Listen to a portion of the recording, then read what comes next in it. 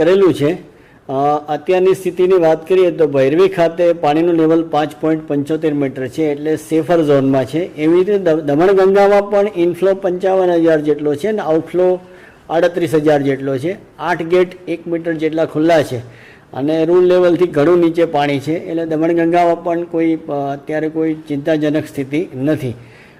ગઈકાલે જિલ્લામાં average 8 inch વરસાદ પડ્યો અને ફોર્ચ્યુનેટલી બપોર પછી લગભગ વરસાદ ઓછો હતો, એટલે શહેરી વિસ્તારોમાંથી બધે જે પાણી ભરાયા હતા એ પાણી ઓસરવા માંડ્યા હતા। આજે પણ સમગ્ર જિલ્લામાં એવરેજ 1 ઇંચથી હજુ સુધી વધારે વરસાદ પડેલો નથી, એટલે વધારે પાણી ભરાવાના કોઈ પ્રશ્નો છે નહીં હાલમાં।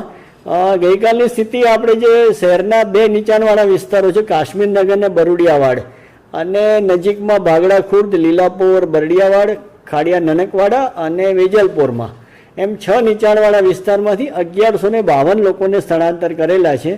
ધીમે ધીમે જેમ પરિસ્થિતિ નોર્મલ થતી જશે એમ આપણે એમને એમના ઘરે જવા દઈશું। હાલ આપણા સેફ સેન્ટરો ઉપર તેમને જમવાની અને ચા પાણી નાસ્તાની બધી જ સગવડ, મેડિકલ ટીમની સગવડ બધી જ આપણે એમને સુવિધાઓ આપી રહ્યા છીએ।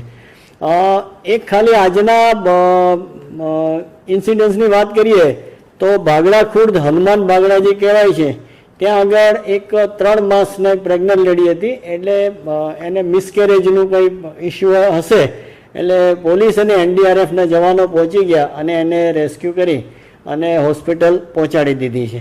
અત્યારની સ્થિતિએ પંચાયતના 120 રસ્તા બંધ છે અને R&B સ્ટેટના 8 રસ્તા મળીને 128 રસ્તા બંધ છે। વરસાદની પરિસ્થિતિ નોર્મલ થતી જશે એમ રસ્તા રિપેરિંગ કરી અને ખોલવામાં આવશે।